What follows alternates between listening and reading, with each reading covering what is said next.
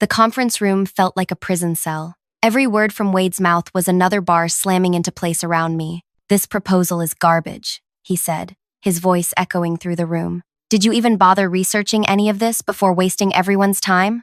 I stood at the front of the room, my presentation slides still projecting behind me. 22 pairs of eyes watched, the entire board of directors, regional managers, and the executive team. No one spoke. No one intervened. "Let me explain I started. "No, let me explain." Wade cut me off, rising from his seat. "This is what happens when we promote people who aren't ready. This is what happens when we lower standards." He walked toward me, picking up my printed proposal. "Look at this. Page after page of unrealistic projections. Did you think we wouldn't notice? Did you think we're all as incompetent as you?" My heart hammered against my ribs. I'd spent 3 weeks preparing this presentation. Nights, weekends, early mornings, all to have him dissect it in front of everyone who mattered at the company. "If we followed these suggestions, we'd lose millions. Is that what you want, Alice? To bankrupt us with your stupidity?" Someone coughed. Another shifted in their seat. The clock on the wall showed we were only 15 minutes into the scheduled 2-hour meeting.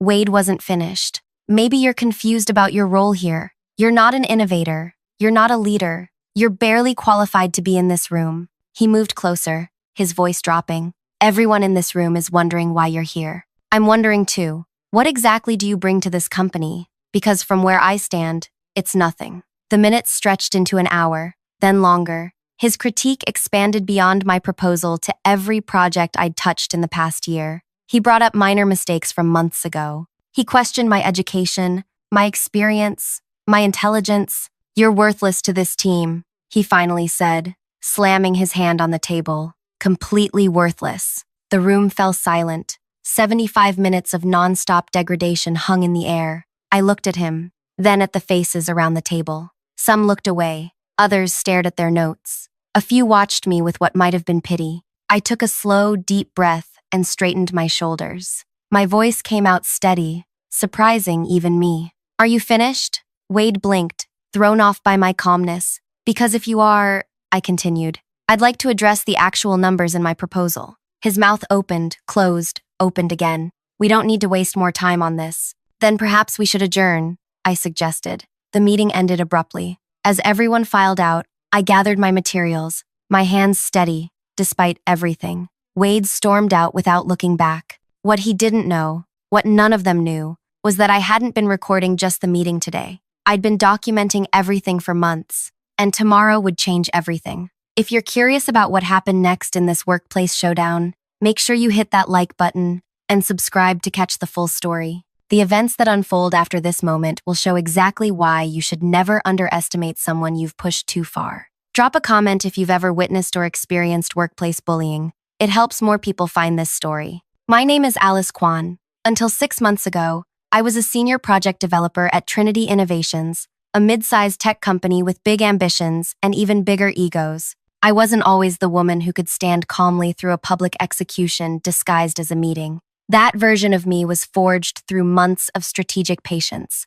When I first joined Trinity, I was excited. The company had a solid reputation for innovation, competitive benefits, and room for advancement. What the job listings didn't mention was Wade Barrett, my direct supervisor, and the company's golden boy. His department consistently outperformed others, his projects came in under budget, and the CEO treated him like a son. What I learned too late was that Wade's success came with a body count. 3 women had quit the department in the 2 months before I arrived. During my first week, the HR director casually mentioned that turnover had been a bit high lately, but assured me it was just one of those cycles. The pattern became clear within weeks. Wade was charming to those above him and brutal to those below. My first encounter with his temper came after I suggested an alternative approach during a team meeting. "If we restructured the database this way," I'd said, pointing to my notes, "we could reduce processing time by about 40%. Wade had actually smiled, before responding.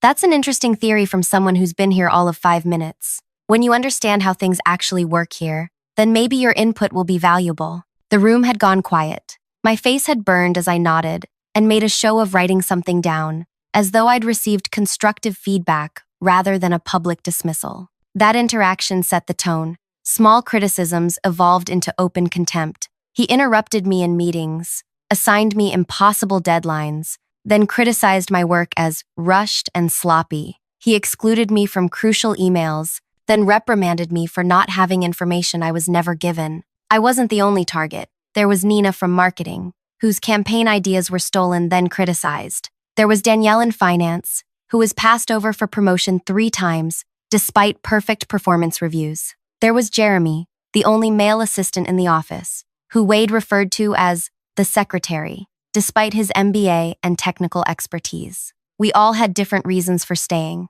For some, it was financial necessity. For others, it was determination not to be driven away. For me, it became something else entirely. 3 months into my employment, I visited my grandmother, May, in the hospital. She'd built a business empire from nothing, starting with a single shop in the 1970s and expanding into investments that few people knew about. She lay in her hospital bed, still elegant despite the tubes and monitors, and listened as I vented about Wade. "You could find another job," she said when I finished. "With your skills, any company would be lucky." "That's what he wants," I replied. "He wants to break people until they leave. Then he hires someone new and starts over." Grandmother studied me, her eyes sharp despite her illness. "What do you want to do about it?" "I want him to face consequences. Real ones. Not just a slap on the wrist." She nodded slowly. "My mother, your great-grandmother, had a saying, 'The patient hunter doesn't chase the prey. She creates a path that leads the prey to her.' What does that mean in this situation?" Grandmother smiled. "It means sometimes the strongest response isn't leaving or fighting back immediately. Sometimes it's waiting and creating the right circumstances." "I'm not sure I have that kind of patience," I admitted. "You're more like me than you know," she said, reaching for my hand. "Tell me everything about this man and this company, every detail." That conversation changed everything. Over the next months, as her health declined, we spoke regularly about Wade, about Trinity's corporate structure, about the other victims of his behavior who had left or stayed. She asked questions I wouldn't have thought to ask, looking for patterns and vulnerabilities.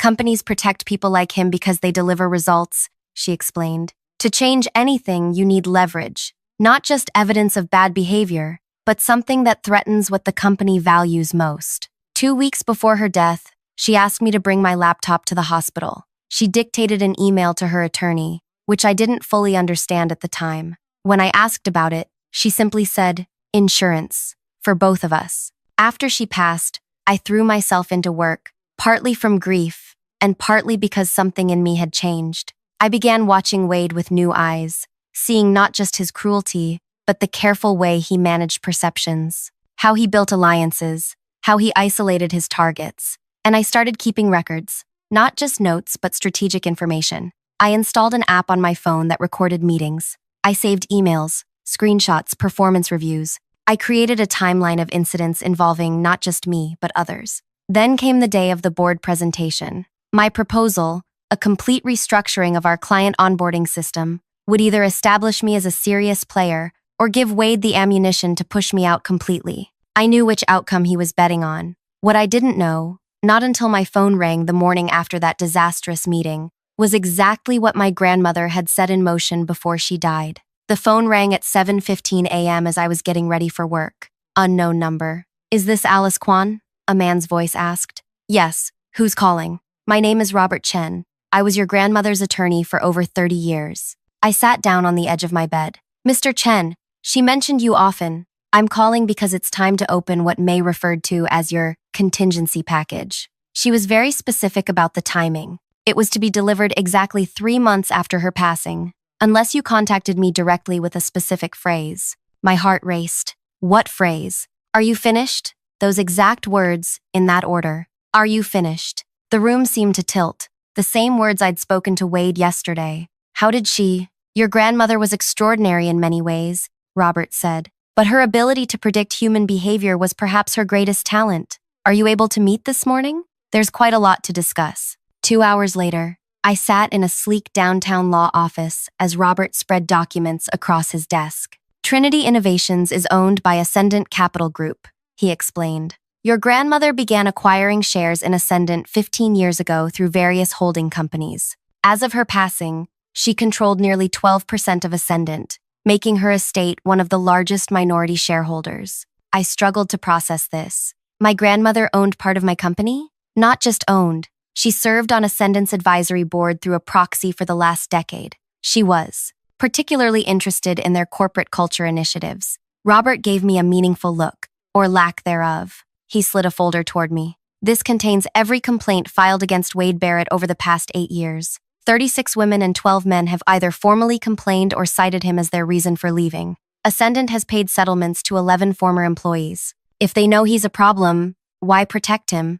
Numbers. His department consistently outperforms projections by 20%. The CEO considers those results worth the occasional payout.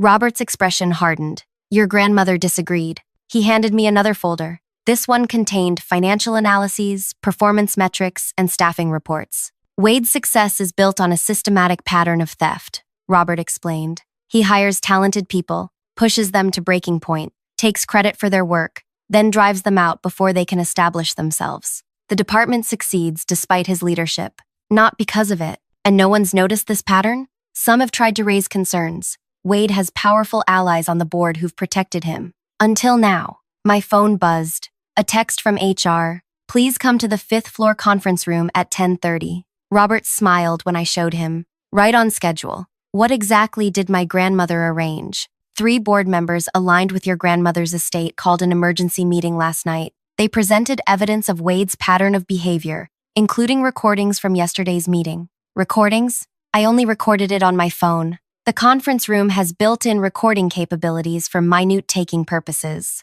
The board members requested those recordings, completely within their rights, and reviewed them along with your performance data and complaint history. I felt lightheaded. What happens now? That depends on you. Robert handed me an envelope. Your grandmother left specific instructions. Read this privately before your meeting. In the bathroom of the law office, I opened the envelope with shaking hands. My dearest Alice, if you're reading this, then Wade has shown his true colors publicly, just as I predicted he would.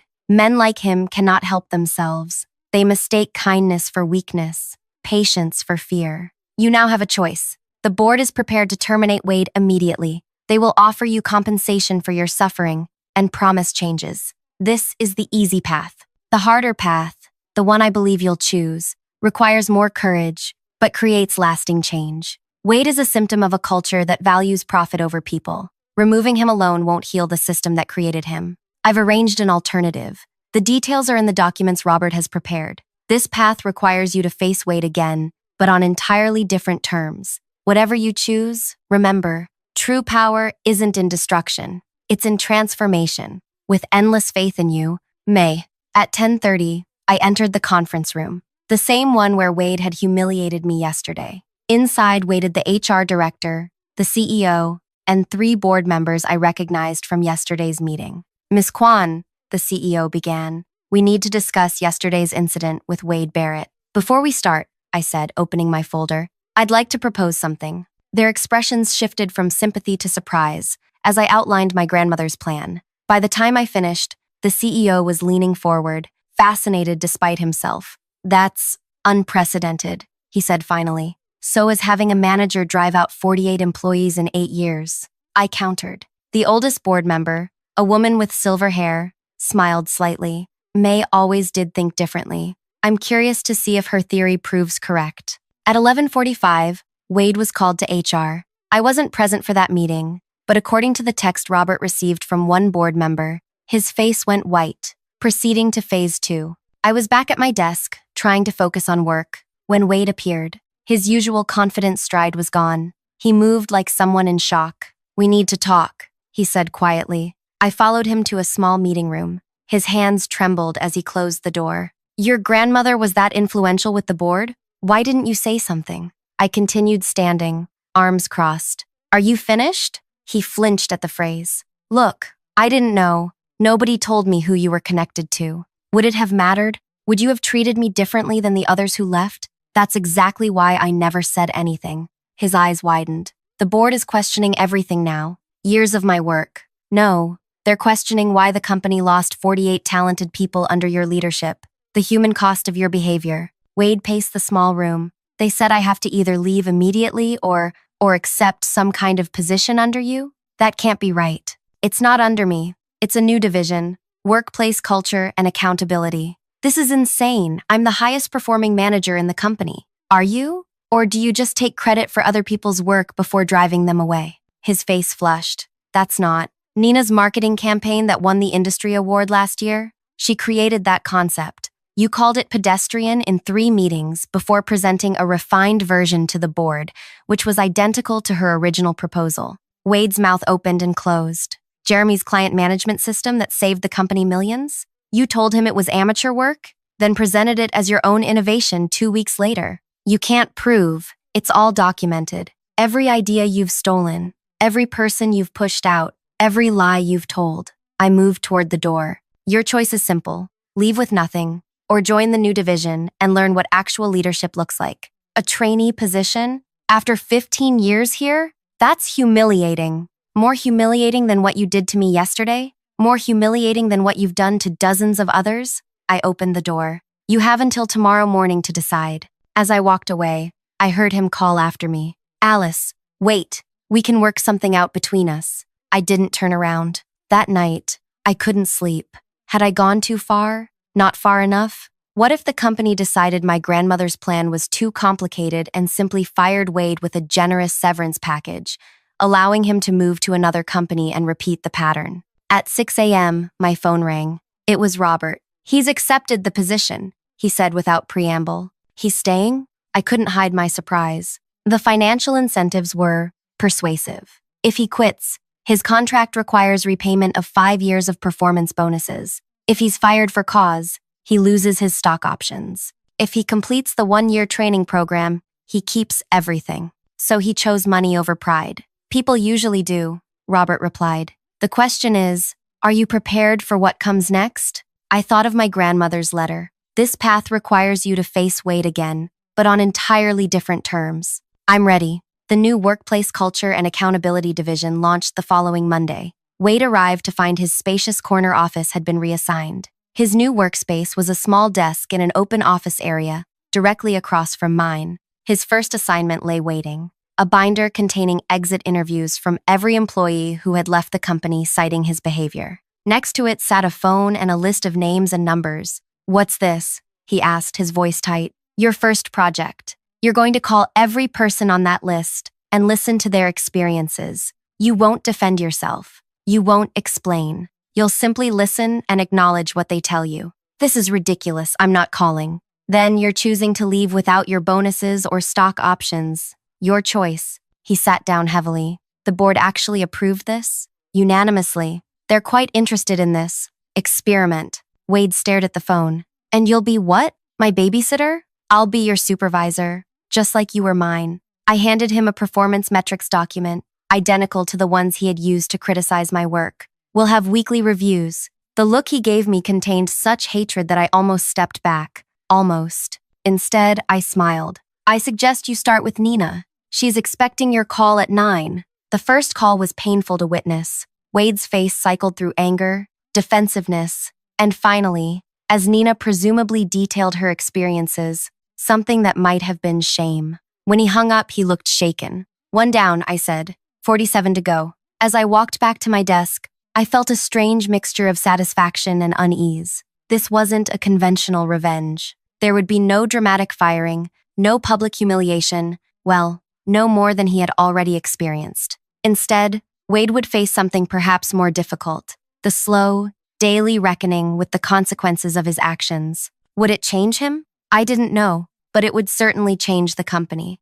And somewhere, I imagined my grandmother smiling. What I didn't realize then was that Wade's journey through accountability was just beginning, and that the true test of my grandmother's plan would come not from his resistance, but from unexpected quarters that neither of us had anticipated. The next few weeks unfolded like a strange social experiment. Each morning, Wade would arrive precisely at 8 a.m., his expression a careful mask of neutrality. He'd nod stiffly to anyone who greeted him, then sit at his small desk and begin his assigned tasks without complaint. By the end of the first week, he had contacted 15 former employees. Some calls lasted only minutes, people who hung up after telling Wade exactly what they thought of him. Others stretched for over an hour, detailed accounts of projects stolen, credit denied, public humiliations endured. I observed these calls from a distance. noting how Wade's posture changed. His shoulders gradually curved inward. The arrogant tilt of his chin lowered.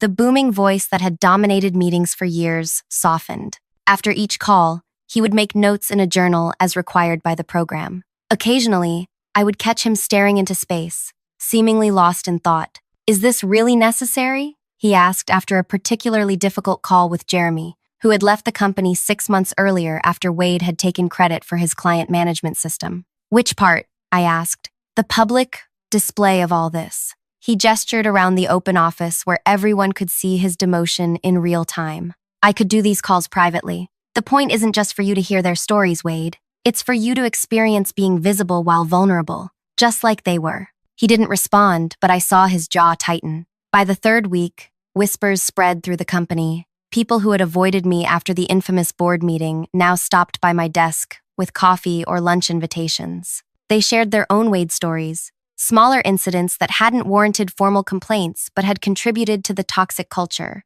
"He made me redo a presentation 5 times, said Lynn from product development. Each time he'd say it wasn't good enough, but wouldn't explain why. On the 6th version, he said, "Finally," and presented it as his own work. "He told me my ideas were too emotional for a technical environment," said Tyler from engineering, then implemented them anyway 3 months later. The pattern was always the same: belittle, steal, promote himself. Wade must have heard these conversations happening around him. He kept his eyes on his computer screen, but his ears flushed red. At our first monthly review meeting, I presented Wade with feedback from his calls and a self-assessment form. "This feels like punishment, not training," he said, pushing the form away. "It's accountability," I corrected. "Something you've never experienced." "So that's what this is about? Revenge?" I considered my response carefully. "If I wanted revenge, Wade, you'd be unemployed and unhireable. This is about something more important." "What could possibly be more important to you than watching me suffer?"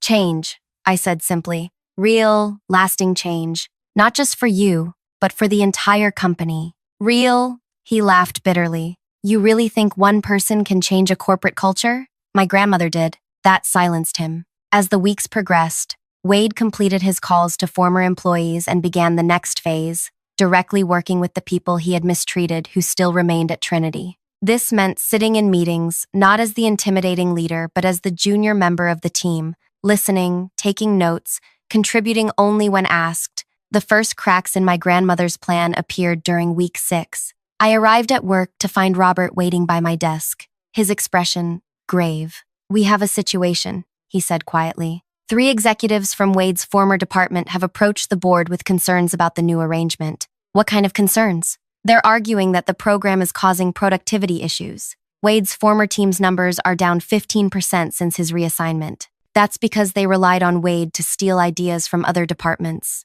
I pointed out, "The board understands that, but they're under pressure. These executives are threatening to leave if Wade isn't reinstated." "They're bluffing." Robert shook his head. 2 have competing offers. If they go, others might follow." I felt a cold knot form in my stomach. "So the board is considering ending the program?" I felt a cold knot form. "They've called a meeting for Friday. They want you to present data showing the program's value." "It's only been 6 weeks. We don't have enough data yet." Robert placed his hand on my shoulder. "Then you'll need to find another way to convince them." That evening, I spread my notes across my apartment floor, trying to formulate a strategy. The board wanted numbers, but the most important changes, the cultural shifts, the renewed confidence among previously silenced employees, it couldn't be quantified so quickly. My phone rang. "Nina, I heard about the board meeting," she said without preamble. "How?" Wade told me. I sat up straighter. "Wade contacted you?" "He called to follow up on our conversation from a few weeks ago.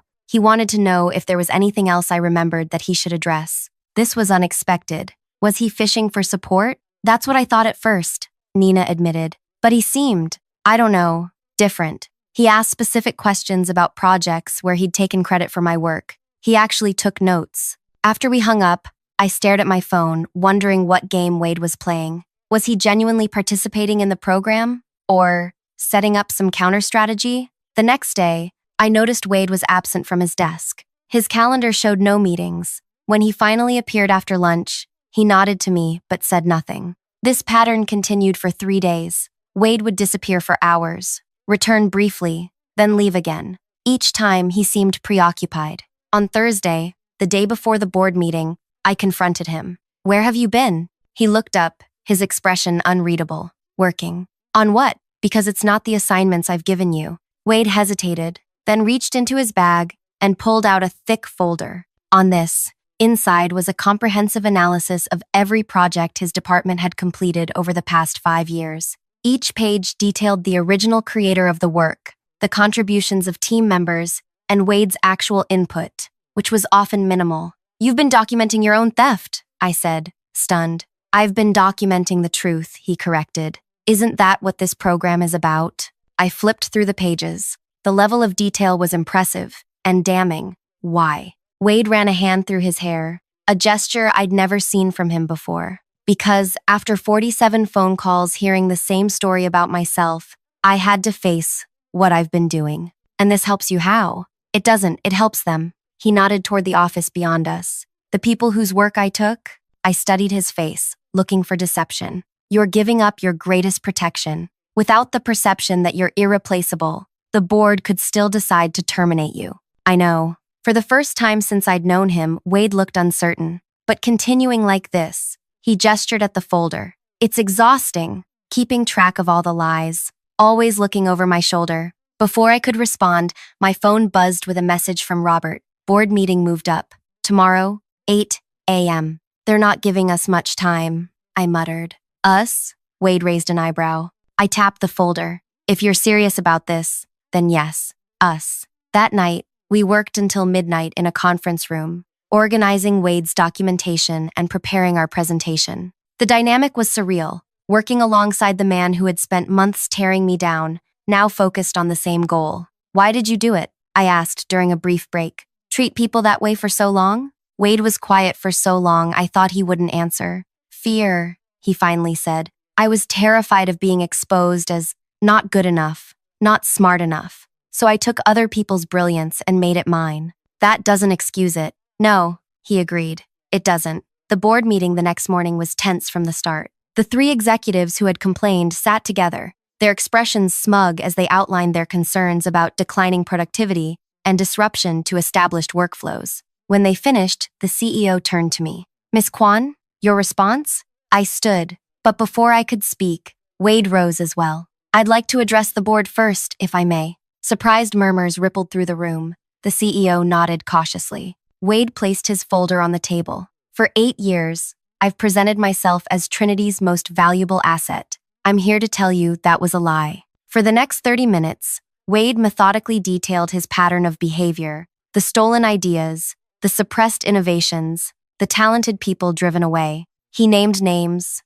cited specific projects, and provided the documentation we had organized. The success attributed to me belongs to at least 48 other people, he concluded. People who were silenced, dismissed, or pushed out. That's not leadership. That's theft. The room was utterly silent. One of the complaining executives had gone pale. Another was frantically texting under the table. So what are you suggesting? The CEO asked finally. Wade looked at me, then back at the board. I'm suggesting you listen to Alice Kwan's original proposal, the one I spent 90 minutes attacking 3 months ago. It wasn't just about client onboarding. It was about restructuring how we value contributions throughout the company. As Wade sat down, I felt a shift in the room's energy. The board members who had seemed skeptical now leaned forward with interest. The CEO's expression had changed from impatience to thoughtfulness. I presented my original proposal, now expanded to include data from the Workplace Culture and Accountability Program. I explained how recognizing individual contributions while fostering true collaboration could transform productivity beyond what Wade's department had achieved through fear and theft. When I finished, the CEO looked at the 3 executives who had complained. Do you have any response to this? They exchanged glances, clearly rattled. We would need time to review these claims. One managed. I think we've heard enough, said the silver-haired board member who had supported my grandmother's plan from the beginning. I move that we continue the program as established and implement Ms. Kwan's restructuring proposal immediately. The vote was unanimous. As the meeting concluded, Wade approached me. Was this what your grandmother intended all along? I thought about May's letter. True power isn't in destruction, it's in transformation. I think she hoped for change, I said, but even she couldn't have predicted this particular outcome. 1 year later, Trinity Innovations was featured in a business magazine article titled Culture Correction: How One Company Transformed Toxic Leadership into Collaborative Success. The piece detailed our restructured departments, transparent attribution policies, and improved retention rates. Wade completed the program and accepted a position as a regular team member, no special title, no corner office. He worked diligently, contributed thoughtfully, and never again took credit for another person's idea. Some employees never fully trusted him, but most came to respect his commitment to change. As for me, I was promoted to head the Permanent Workplace Culture Division, reporting directly to the board. The client onboarding system I had proposed, the one Wade had called garbage, was implemented company-wide and increased client satisfaction by 42%. My grandmother's attorney, Robert, now sits on Trinity's board, representing her estate's interests. Together, we've helped 3 other companies implement similar accountability programs. The most meaningful validation came 6 months after that fateful board meeting. A young developer stopped by my office, looking nervous. "I have an idea," she said, clutching her laptop, "but I'm afraid to present it. What if someone takes it?" I smiled and pointed to the framed quote on my wall. My grandmother's words, "True power isn't in destruction, it's in transformation." "That won't happen here," I assured her. "Not anymore." If this story resonated with you, please take a moment to like and subscribe. Have you ever witnessed a workplace transformation, whether personal or organizational? Share your experience in the comments below. Remember, change often begins with one person brave enough to say, "Are you finished?" when facing injustice. Your story might be the catalyst someone else needs to find their voice.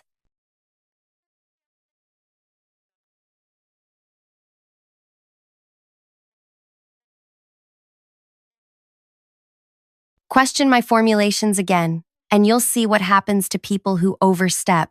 The entire lab went silent. 20 pairs of eyes turned toward me, then quickly away. My boss, Grayson, glared at me from across our circular workbench, nostrils flaring, jaw tightened into a rigid line. The small vial I'd just questioned sat between us, a synthetic compound he'd personally approved, despite my concerns about its stability in prolonged exposure scenarios. "I'm only suggesting additional testing before we commit to production," I said, keeping my voice steady. "The preliminary data shows potential irritation responses after." "Enough." He cut me off with a single word that seemed to suck all the oxygen from our laboratory. "I've been developing scent profiles for 15 years. You think you know better than me because you created one successful, immersive experience?" Heat crawled up my neck. It wasn't just one success. My atmospheric scent designs had revolutionized how people experienced virtual environments. My work on the ocean biome had won international recognition. But before I could speak, Grayson turned to address the entire team. "Since Willow seems to believe her judgment supersedes mine, I think she needs a reminder of her place here." His smile didn't reach his eyes. 100 days. For 100 days, I want everyone in this department to help Willow understand the consequences of questioning leadership. Nobody moved. Nobody spoke. "Make her regret ever challenging me," he continued, voice dropping to something intimate and terrifying. "No promotions, no projects, no respect. Let's see if her precious nose is still so confident after that." The silence that followed felt like drowning. I stood frozen, watching my career disintegrate before my eyes. 3 years of groundbreaking work, erased with a single command. "Starting now," Grayson added, turning back to me. "And Willow, I suggest you use these 100 days to consider your future. Not everyone is built for innovation. Perhaps quality control would better suit your cautious nature." That night, I sat alone on my apartment balcony, staring at the city lights without seeing them. My hands trembled as I lifted a glass of wine to my lips. I'd built my entire identity around my sensory abilities, my capacity to create scent profiles that transported people to different worlds, different emotions. Now, Grayson had weaponized the entire department against me.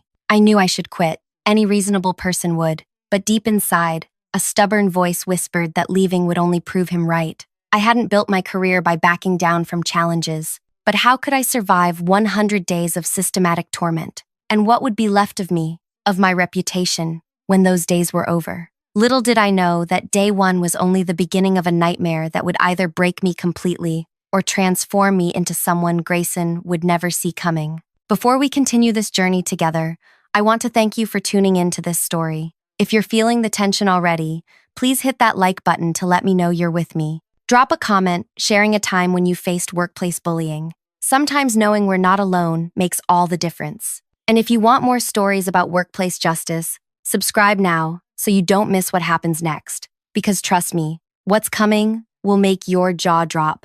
My name is Willow Alder, and until 36 hours ago, I was the rising star at Sensory Dimensions, the world's leading atmospheric experience design company. At 32, I'd already revolutionized how people experienced virtual environments through scent. Where most developers focused on recreating obvious aromas, pine forests, ocean spray, fresh-baked cookies, I specialized in emotional undertones, the subtle scents that trigger nostalgia, anticipation, wonder. My gift wasn't just my sensitive nose. It was understanding how scents affected psychology. This talent had fast-tracked my career until I caught Grayson's attention. He'd personally selected me for his elite development team 3 years ago. Your potential is limitless, he'd told me then. I'll make you extraordinary.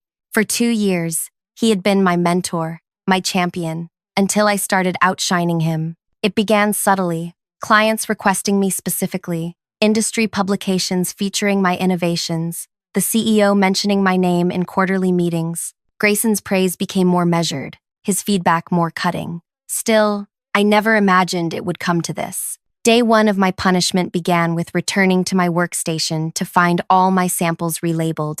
Every carefully calibrated compound, every prototype, all with switched labels or no labels at all. Months of work, now requiring each vial to be individually tested and identified. "Oh no," said Brielle, watching me survey the damage with wide, innocent eyes. How terrible. Perhaps housekeeping got overzealous? We both knew housekeeping never touched lab samples. We both knew she had early access to the lab that morning. "I'll help you reorganize," she offered with a smile that didn't reach her eyes. "That's kind, but I'll manage," I replied, already calculating the hours this would cost me. By day 7, my projects had been reassigned. "Temporary," my team lead assured me, "just until you get reorganized." By day 14, my access to the primary testing chambers had been restricted. "System glitch," IT claimed. "We'll look into it." Day 21. My workspace was relocated next to the chemical storage area, where constant olfactory interference made precision work nearly impossible. Space optimization. According to management, I documented everything. Each night I returned home with burning eyes and a dulled sense of smell from the constant exposure to interfering compounds. Each morning I returned, determined to outlast whatever came next. On day 33, I overheard 2 junior developers in the restroom. "How much longer do we have to mess with her work?" one asked. "Until she quits. Grayson's orders," the other replied. "Though between us, she's holding up better than I expected." "It's almost impressive," the first admitted. "Shame about her career, though." I locked myself in a stall until they left, pressing my fist against my mouth to stay silent. Their casual cruelty stung worse than Grayson's calculated attacks. These were people who'd once asked for my guidance, celebrated my successes. That night, I nearly drafted my resignation letter. My finger hovered over the send button for a full hour before I deleted the draft. Quitting would mean Grayson won. More than that, it would mean abandoning the work that gave my life meaning. Instead, I made a decision. If I couldn't access the main lab resources, I would create my own. I converted my apartment's spare bedroom into a makeshift testing space, ordering personal equipment with my savings. Nothing as sophisticated as our lab technology, but enough to conduct basic safety analyses, because something about that compound Grayson was pushing still troubled me. The preliminary irritation responses I'd noted weren't being properly addressed in the safety protocols. And our next major project, an underwater immersive experience where visitors would be surrounded by these scents for hours, was proceeding without adequate testing.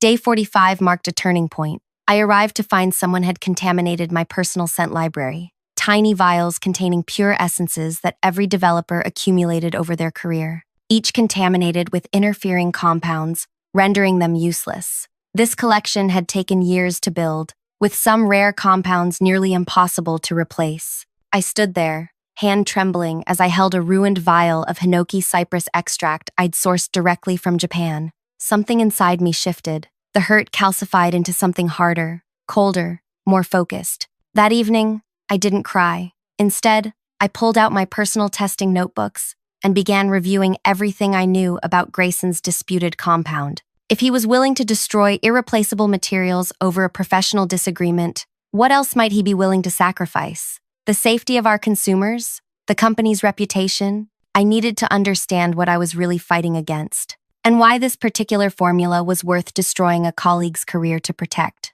What I discovered in the following weeks would change everything, not just for me, but for everyone who had followed Grayson's orders to break me. The punishment they thought would silence me had instead given me the one thing I needed most, the motivation to look deeper than anyone had before. And what I found hidden in those molecular structures would make day 99 a day Grayson would never forget. Day 52 arrived with a new form of torment. The team was finalizing concepts for the underwater immersive experience, our company's most ambitious project to date. During the planning meeting, I raised my hand to contribute. I have some thoughts about balancing the marine salinity notes with— Actually, Grayson interrupted smoothly, we won't need Willow's input on sensory profiles for this project. She'll be handling— He paused, consulting his tablet with exaggerated thoughtfulness. Equipment sanitation protocols. The message was clear. From scent architect to glorified equipment cleaner, several colleagues avoided my eyes.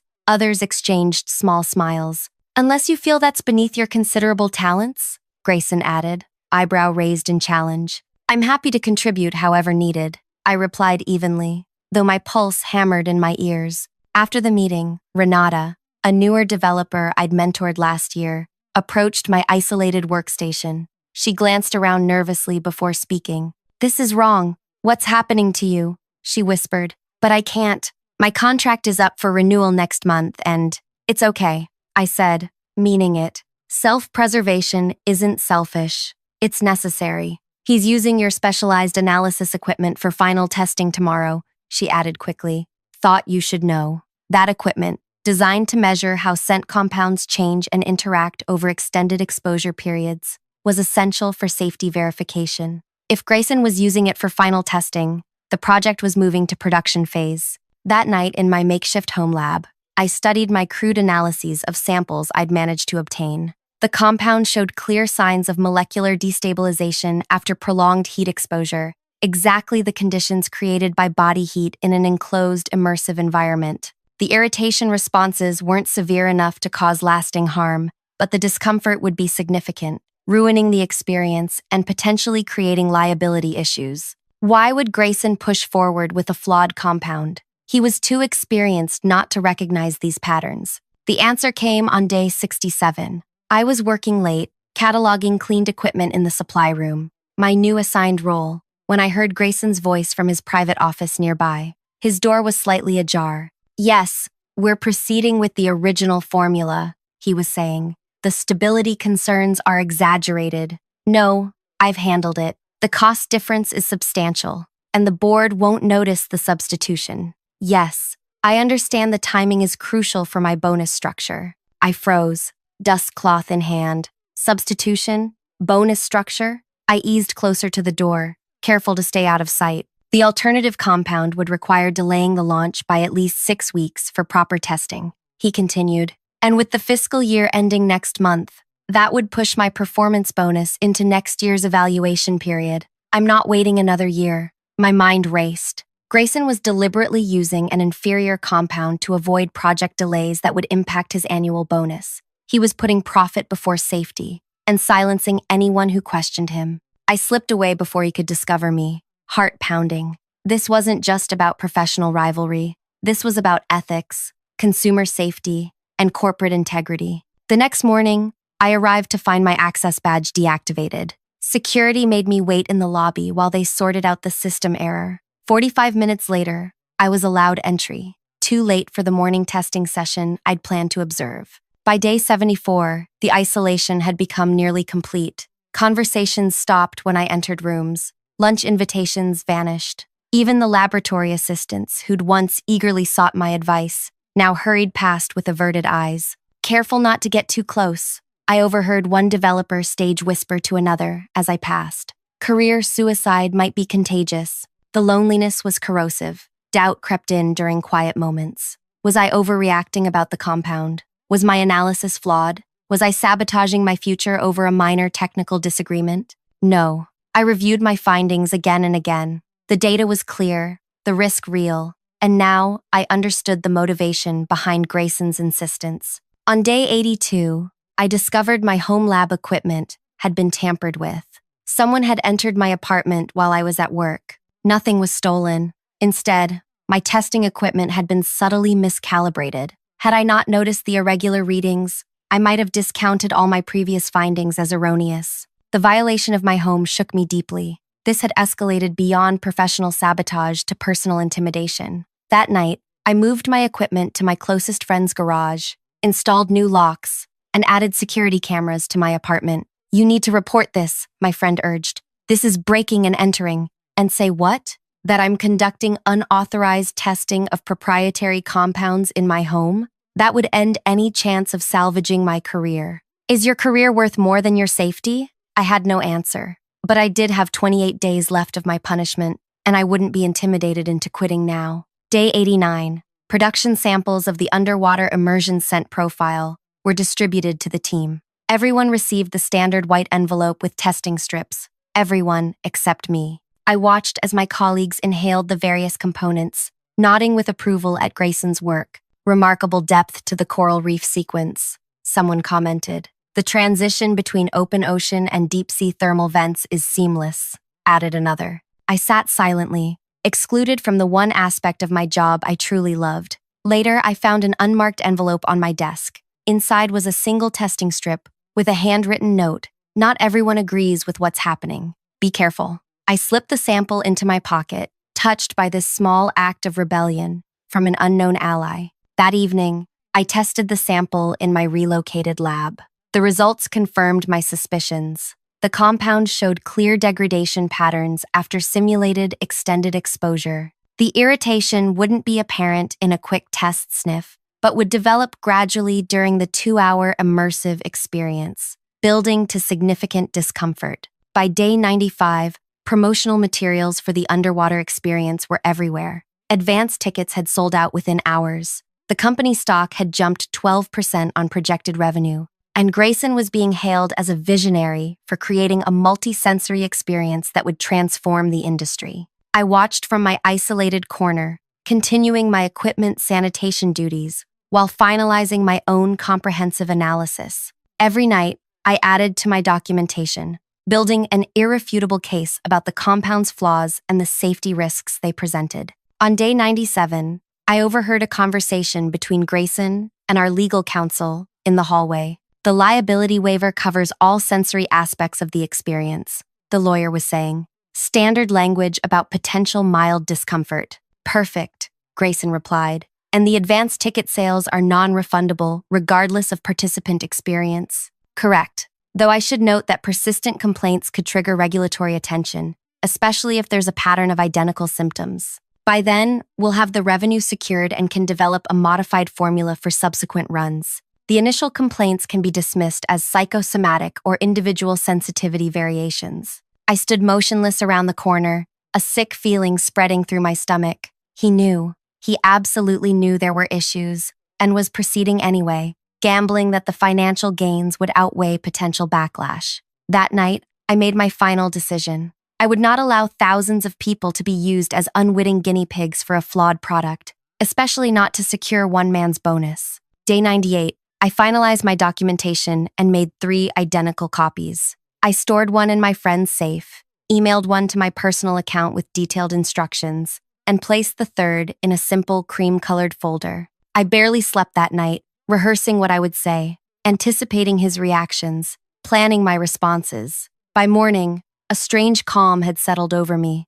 The fear and hurt of the past 98 days had crystallized into something harder: determination. Day 99 dawned bright and clear. I dressed with unusual care, a deep blue dress that had once been my favorite, before professional sabotage made fashion choices seem trivial. I applied minimal makeup, tied my hair back neatly, and added a single piece of jewelry, a small silver pendant shaped like a nose that a colleague had given me years ago, as a humorous nod to my sensory gifts. I arrived at the office exactly on time, the folder tucked neatly in my bag. The launch party for the underwater experience was scheduled for the following day, day 100 of my punishment, a coincidence that felt almost poetic. As I passed through the laboratory, conversations hushed. Several people watched me with confused expressions, perhaps surprised I hadn't quit yet, perhaps wondering what new humiliation awaited on this final day. Instead of going to my relegated workspace near the storage area,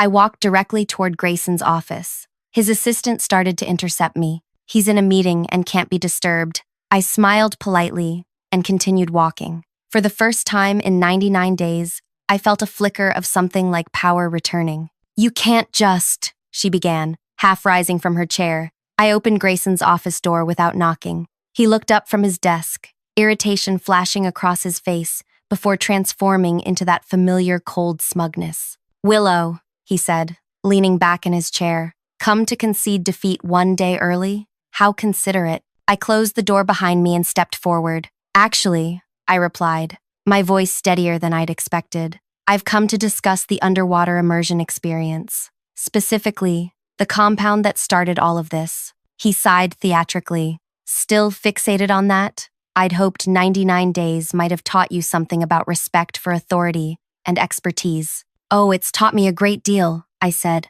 approaching his desk. "About authority, about expertise, and especially about you, Grayson." I placed the cream-colored folder on his desk. "What's this?" he asked, not touching it. "Everything I've learned during my punishment," I answered. "I think you'll find it quite illuminating." Grayson stared at the folder for a long moment before reaching for it with visible reluctance. His confidence wavered slightly as he flipped it open, eyes scanning the first page. "What exactly am I looking at?" he asked, but the slight tremor in his voice suggested he already knew. "Page 1 is my original analysis of your compound, showing the molecular destabilization patterns after prolonged heat exposure," I explained calmly. "The kind of exposure that would occur in an enclosed immersive space with participants' body heat accelerating the degradation." He flipped to the next page, his jaw tightening. "You conducted unauthorized testing? With company property?" "No company property involved," I corrected. "I used my own equipment, purchased with my personal funds. Nothing there violates my non-disclosure agreement." His face darkened as he continued turning pages. "This means nothing. One person's amateur analysis against a full development team." "Page 12, I interrupted. "You'll find independent verification from ChemSense Analytics. They confirmed my findings about irritation responses after prolonged exposure." His head snapped up. "You sent proprietary formulations to an outside lab? That's grounds for immediate termination." "I sent them a neutralized variant that revealed the structural properties without disclosing proprietary elements," I replied. "Their assessment was blind. They had no idea which company it came from. Completely legal under whistleblower protection statutes." Sweat beaded on his upper lip as he continued reading. The color gradually drained from his face when he reached the final section. "Where did you get these?" he whispered, fingers trembling slightly as he touched the printed conversation transcripts. "From your communications with the supplier. Apparently, when you redirected my workstation access, you accidentally gave me partial admin privileges to the vendor management system. An oversight, I'm sure." The transcripts detailed Grayson's deliberate substitution of a cheaper, less stable compound to maintain his profit margins and secure his performance bonus, despite supplier warnings about potential stability issues in prolonged exposure scenarios. "You've been gathering this for how long?" he asked, voice hollow. 99 days, I replied quietly. "You gave me nothing but time to investigate when you removed my projects and isolated me. Every day of punishment was another day to build this case." He closed the folder and attempted to regain his composure. "No one will believe you over me. I've been here for 15 years. You're just a disgruntled employee lashing out because you couldn't handle constructive criticism." I smiled slightly. That would be a compelling narrative, if not for two things. I reached into my bag and removed a small recording device. First, I recorded our conversation just now, where you implicitly acknowledged the validity of these findings. His eyes widened. "That's illegal, not in this state. Single-party consent is all that's required," I explained. "And second, I've already submitted this entire report to 3 people who will take immediate action if necessary." "Who?" he demanded, voice rising. "The head of consumer safety regulation, who happens to be an old colleague from graduate school, our company's insurance underwriter, who would be liable for any claims resulting from adverse reactions. And finally, I paused, our CEO, who I believe would be interested to know why her most anticipated product launch might generate thousands of consumer complaints instead of rave reviews. Grayson's face contorted through a series of emotions: shock, rage, fear, before settling into calculated assessment. What do you want? He asked finally. Money? A promotion? Your own development team? I want you to do the right thing, I answered simply. Delay the launch. Reformulate with the stable compound variant I've outlined on page 37. Run proper testing. Then release a product that won't harm people. He laughed bitterly. You don't understand what you're asking. Delaying means missing this quarter's financial targets. The board would prefer a slight delay to a PR disaster and potential class action lawsuit, I countered, especially when they learn why you chose to proceed despite known safety concerns. Grayson's intercom buzzed before he could respond. He hesitated, then pressed the button. What is it? He snapped. Sir, the CEO and legal counsel are requesting your immediate presence in the main conference room, his assistant's voice replied. They said it's regarding tomorrow's launch, and they specifically asked for Willow to join as well. The look he gave me contained pure venom. You went to them already? This meeting was just, what? A courtesy? I sent the report this morning, I confirmed. I wanted you to hear it from me first. Professional courtesy, you might call it. As we walked to the conference room, the laboratory fell silent, all eyes following our progress. The whispers started immediately behind us. After 99 days of being treated like I was invisible, suddenly I was the only thing anyone could see. The conference room door stood open. Inside waited our CEO, Helena, along with the legal counsel and 2 board members.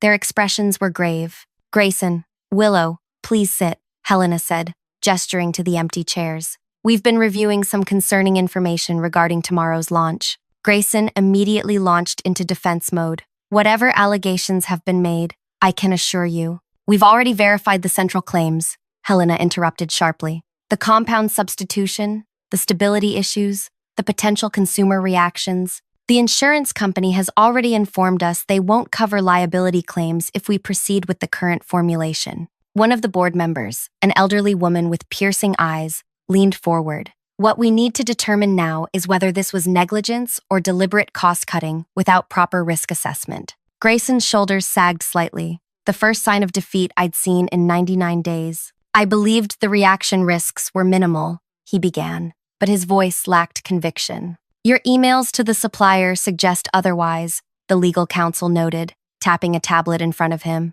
as do your instructions to silence concerns raised by your development team. Helena turned to me. Willow, the board is impressed with your thorough analysis and alternative formulation proposal, especially considering the challenging work environment you've endured while compiling it. Challenging is one way to describe it, I replied carefully. We'd like you to lead the reformulation team, she continued, with appropriate resources and authority. The launch will be delayed 6 weeks for proper testing, but we believe your alternative compound will solve the stability issues without compromising the sensory experience. I felt a weight lifting that I hadn't realized I'd been carrying for 99 days. I'd be honored. As for you, Grayson, Helena continued, turning to my former boss, we'll need to discuss your future with the company after a comprehensive review of your management practices. In the meantime, you're suspended pending investigation. His face went ashen. You can't.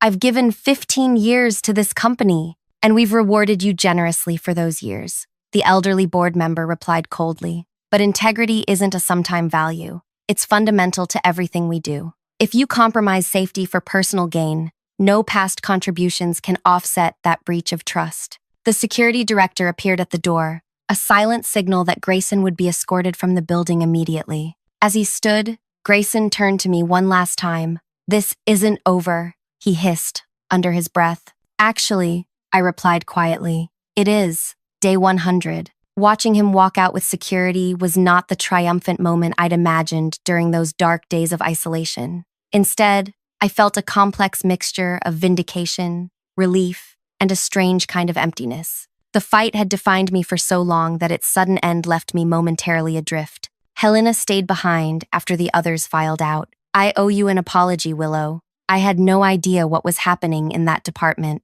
Few people look closely at what they don't want to see, I said, without bitterness. We're implementing new reporting structures to ensure nothing like this happens again, she assured me. And your new position comes with a substantial raise and team leadership responsibilities. You'll report directly to me. As I walked back through the laboratory, former colleagues approached one by one, some apologetic, some congratulatory, some simply curious about what had happened. Renata, the developer who had slipped me the test sample, beamed at me from across the room, giving a subtle thumbs up.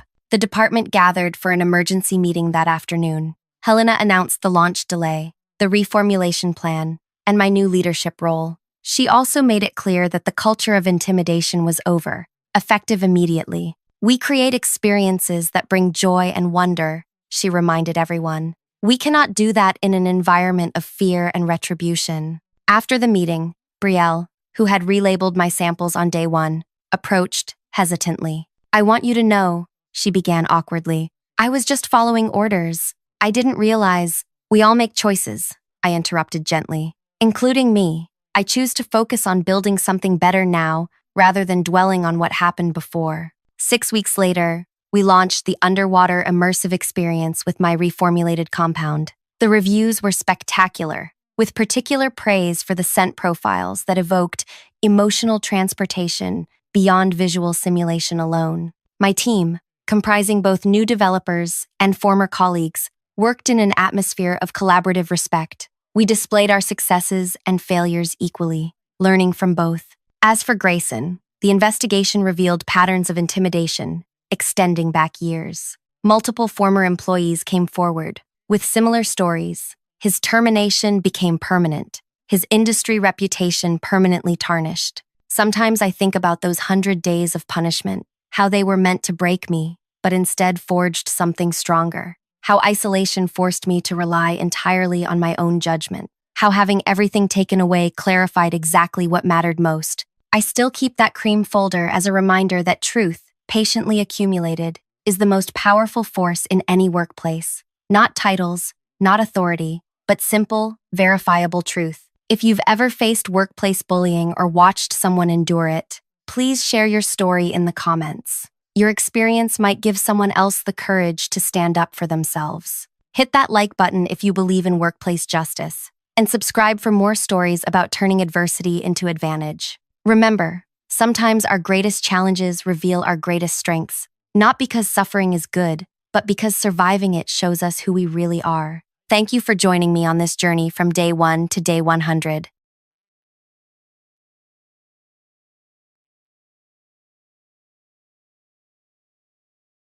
The text message made my hand go numb. I had to read it 3 times before the words registered. Sorry, can't make it to your award ceremony tonight. Something came up. 8 hours before the biggest night of my career. 8 hours before I was supposed to walk across that stage as the youngest architect ever nominated for the Innovation Award. I stood in my apartment, halfway dressed in the midnight blue gown I'd spent 2 months' rent on, staring at my phone. Porter had promised to accompany me as my mentor. He'd insisted on it. An achievement like this deserves proper recognition, he'd said just last week, clapping me on the shoulder. I'll be there to introduce you to everyone who matters. My fingers hovered over the screen, typing and deleting responses. What was I supposed to say? That it was fine? That 3 years of working 16-hour days, of pouring my soul into revolutionary designs while fighting to be taken seriously, culminating in this nomination, meant so little he could bail with a text? Before I could respond, another message lit up my screen, not from Porter, but from Tess in accounting. A group photo from what looked like a party. There was Porter, grinning widely, arm thrown around Darian's shoulders. My colleague, the man who'd spent every day since I joined the firm trying to undermine me. In the background hung a banner.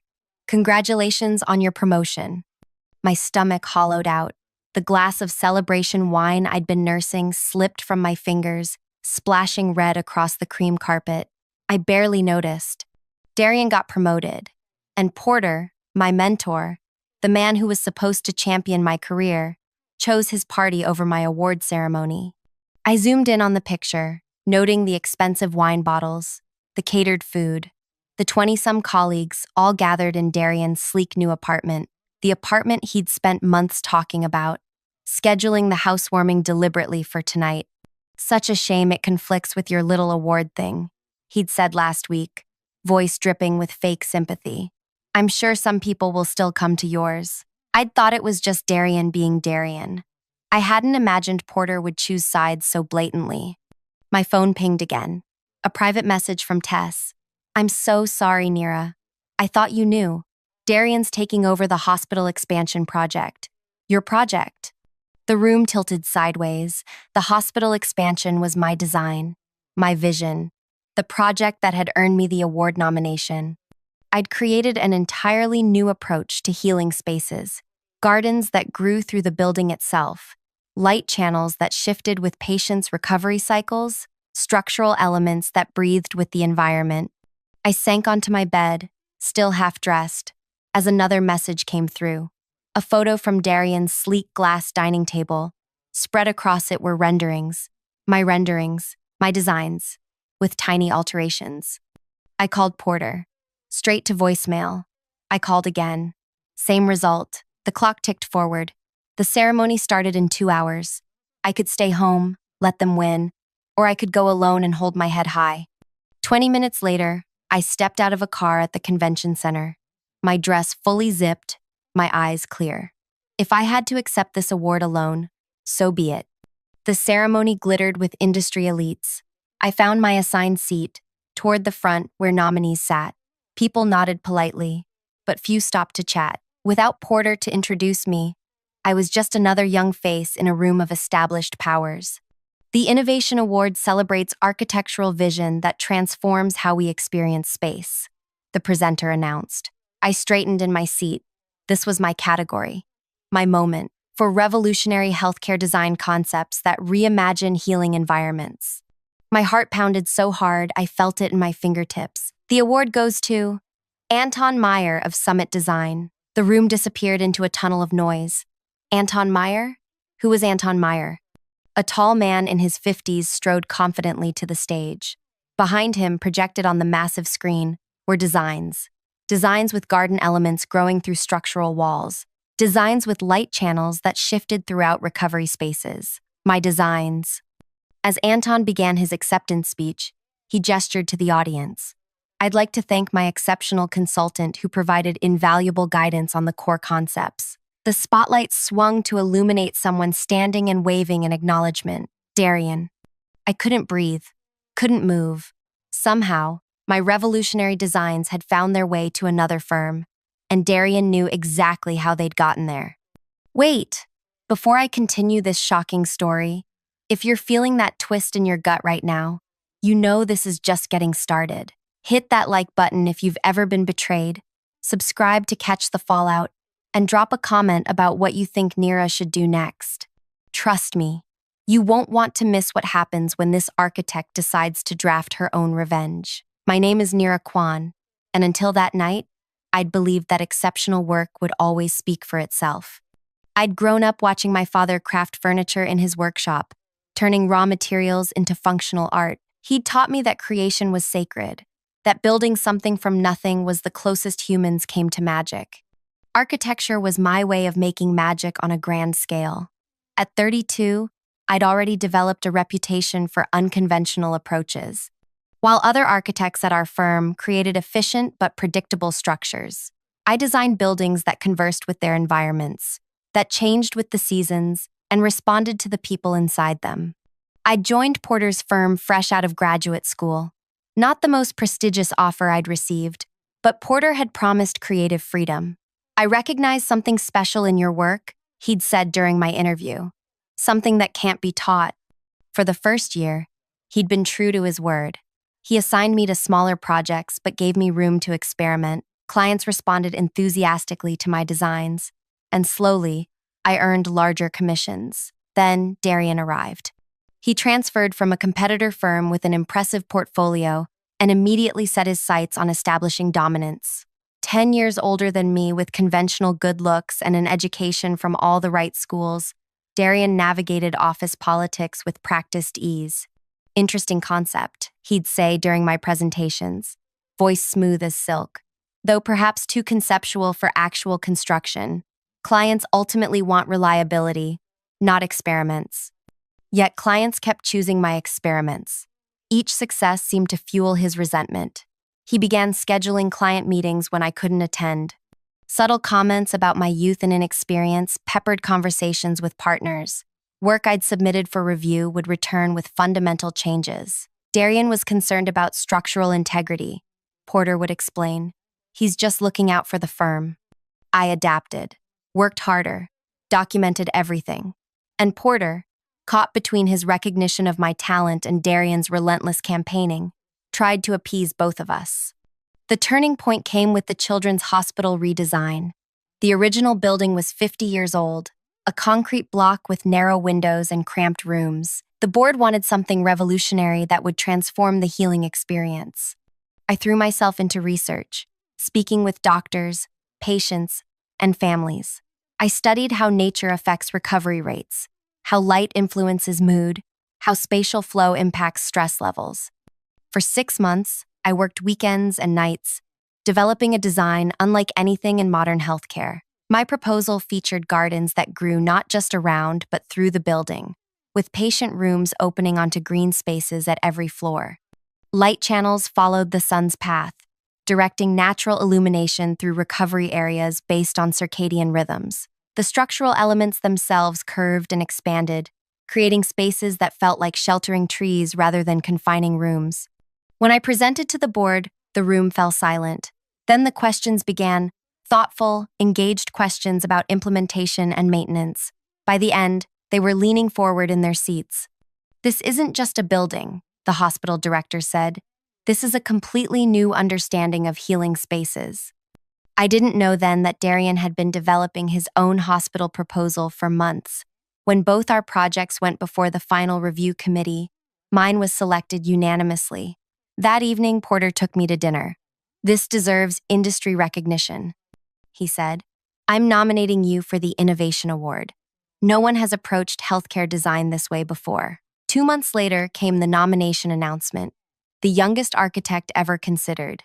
Porter promised to be by my side at the ceremony, to introduce me to the industry elite. "This is just the beginning," he assured me. What I didn't know was that Darian had already begun his campaign against me. Private lunches with Porter, where he questioned whether my designs could scale for larger projects.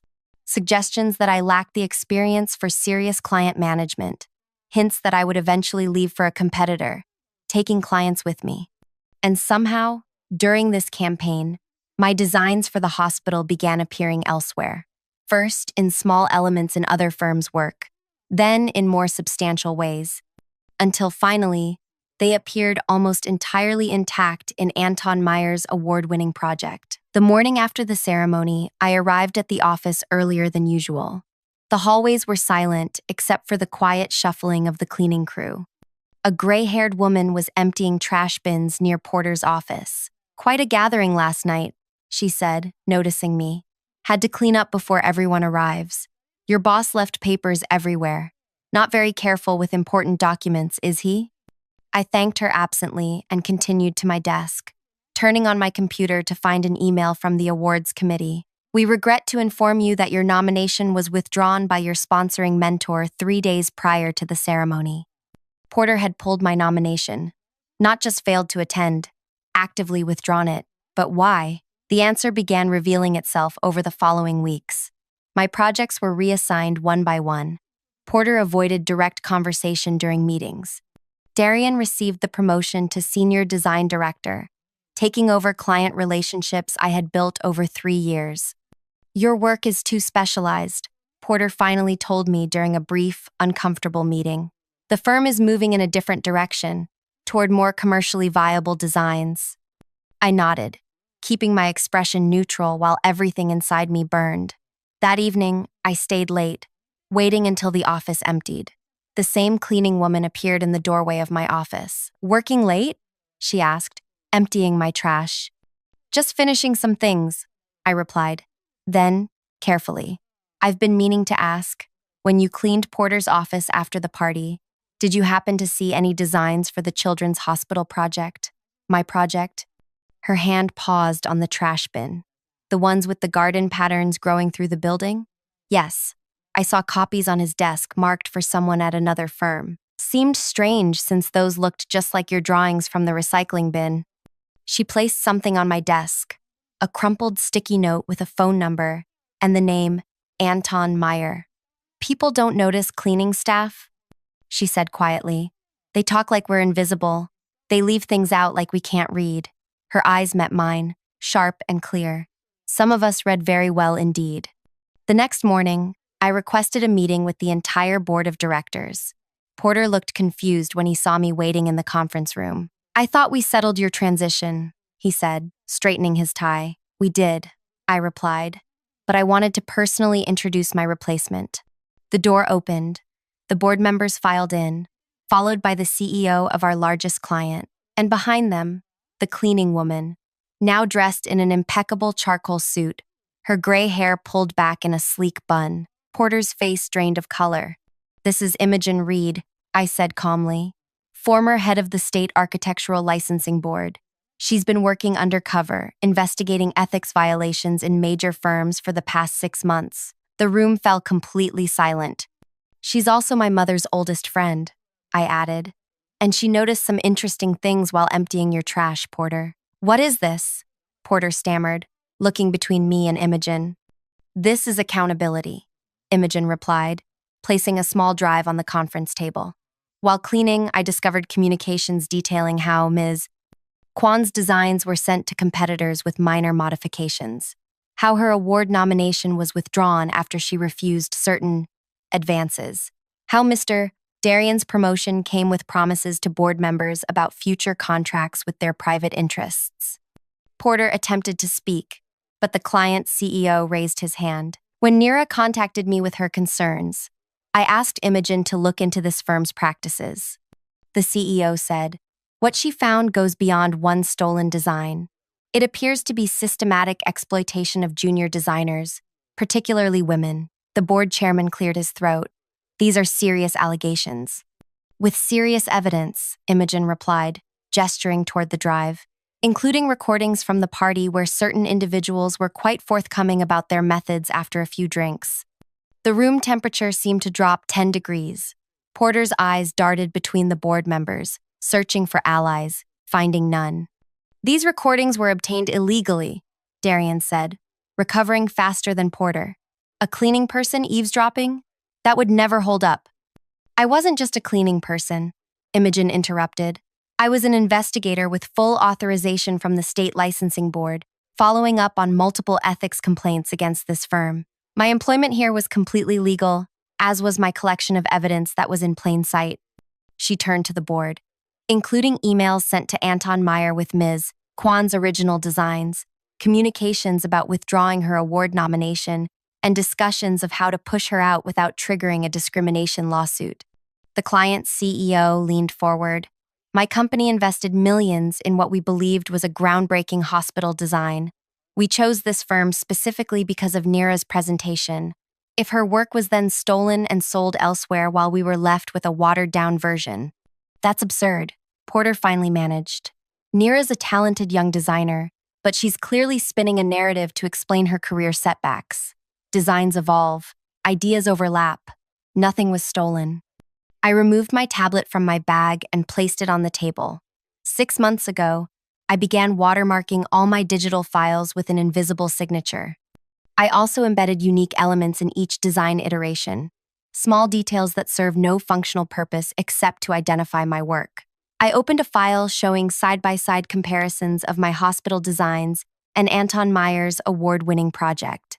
I highlighted one section after another, identical waterways, identical light channels, even identical bench placements in garden areas.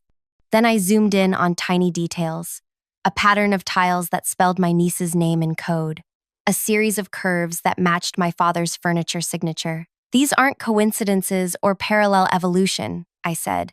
These are my designs stolen and sold.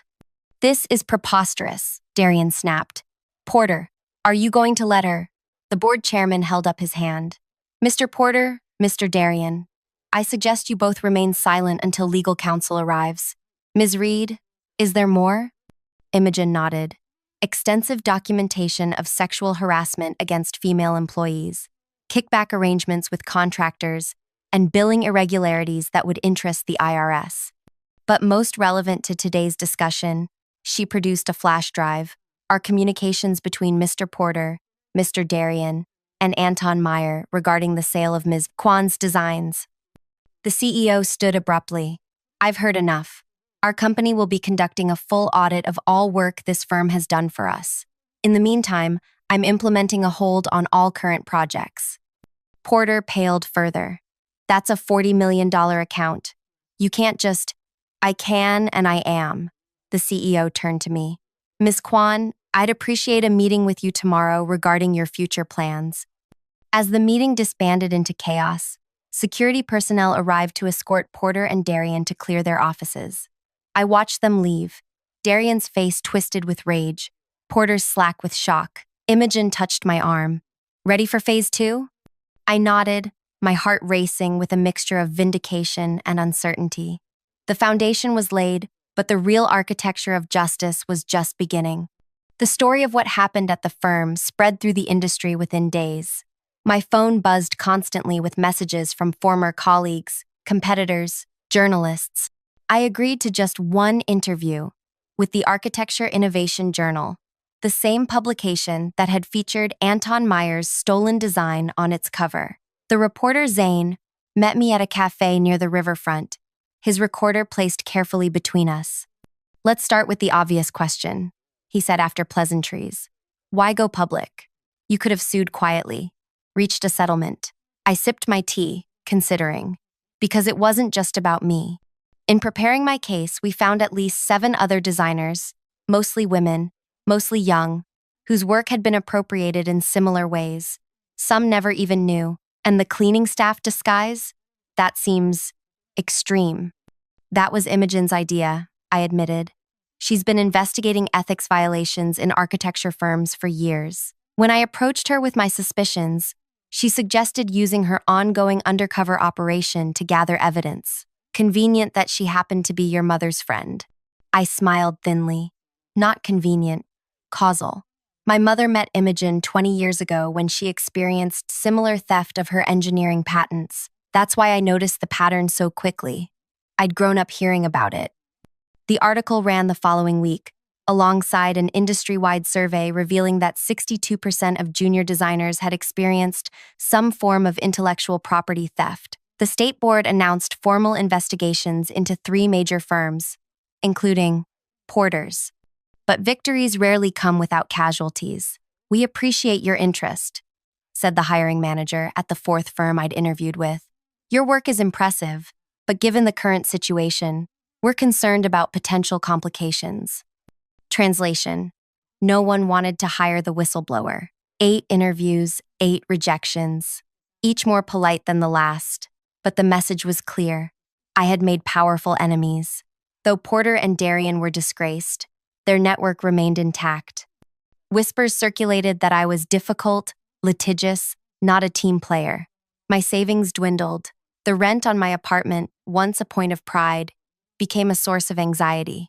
I began selling furniture, canceling subscriptions, calculating how many months I could survive without income. The hospital CEO had offered me a direct contract to complete my original design, but legal complications with the firm delayed the project indefinitely.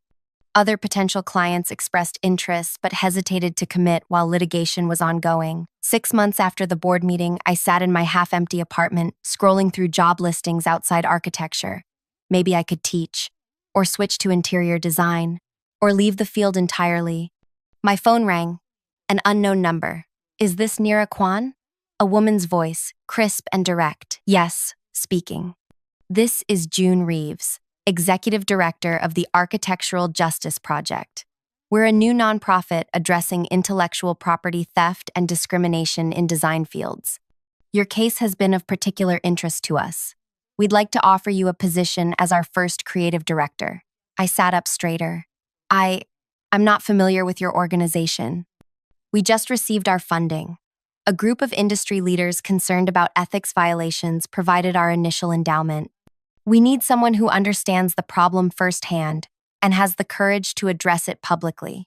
The position includes leading design, education programs, and consulting on reform initiatives. It sounded too perfect.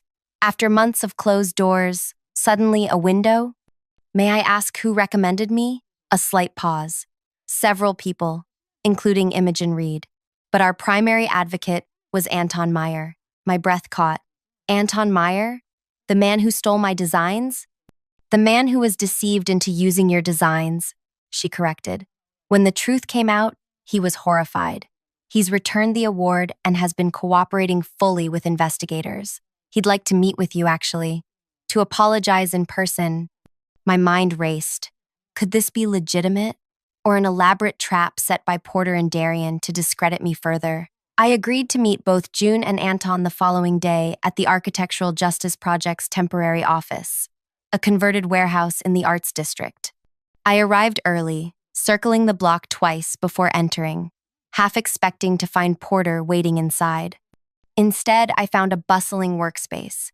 Designers and lawyers huddled around conference tables. Wall displays featured side-by-side comparisons of stolen designs and originals, including mine. June greeted me warmly. "Thank you for coming. Anton is waiting in the conference room." I followed her, heart pounding. Anton Meyer stood as I entered, tall, distinguished, his expression grave. "Ms. Kwan," he said, extending his hand, "I owe you an enormous apology." I shook his hand cautiously. "You claimed my work as your own." "I did," he acknowledged, gesturing for me to sit. Though not knowingly, Porter approached me claiming to represent your firm's collaborative output. He presented your designs as a joint project that the firm was willing to share with me as part of a larger partnership arrangement. "And you believed that? That a firm would just give away revolutionary designs?" Anton sighed heavily. In retrospect, it was suspiciously generous. But Porter and I had collaborated legitimately in the past. And the fee I paid, which I now know went entirely to him and Darian, seemed substantial. He slid a folder across the table. "These are the transfer records. I've provided everything to the investigators." I opened the folder. Bank statements showed payments totaling over $500,000. "They sold my work for $500,000?" I whispered. "And I built my reputation on it," Anton said grimly, "which is why I'm committed to making this right. Not just for you, but for everyone this has happened to." June leaned forward. The Architectural Justice Project isn't just about addressing past wrongs. It's about creating new systems to prevent future theft. We need someone with both design brilliance and ethical clarity to help lead that effort. I looked between them, my suspicion gradually giving way to cautious hope. What exactly would this role entail? Creating educational programs for design schools about intellectual property rights, consulting on technology to protect digital designs, and, June smiled, completing your hospital project as originally envisioned. The CEO has transferred the contract to us, and we'd like you to lead it, with full credit and creative control. It felt like standing on a precipice. After months of closed doors, here was not just an opening but an entirely new path. Yet something nagged at me. "This sounds incredible," I said carefully. "But I have to ask, why me? Surely there are more experienced architects who could lead this." Anton and June exchanged glances. "Because you didn't just fight back," June said. "You fought back in a way that exposed the entire system, not just your personal grievance. That's the perspective we need." I accepted the position the next day. Within weeks, the Architectural Justice Project became my new home. We established protocols for design protection, created resources for vulnerable young architects, and began the process of rebuilding my hospital design with a team of supportive colleagues. My career, which I'd thought destroyed, took on new dimension. I spoke at conferences, consulted with firms on ethical practices, and watched as the industry slowly began to change. But something still felt unfinished.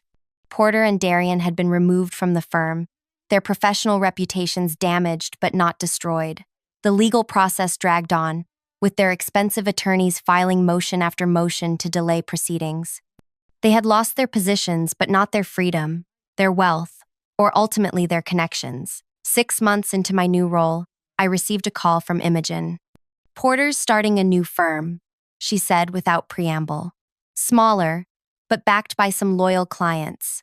Darian's joining him. My stomach tightened. How? After everything that came out? Money talks, and memories are short in this industry. They're claiming they've been vindicated because the criminal charges were reduced to civil penalties. I gripped the phone tighter. So they steal my designs, steal my award, nearly destroy my career, and get to start over? Unless someone stops them. Imogen said quietly. The official investigation is winding down, but I've continued gathering information. There's more, Nira.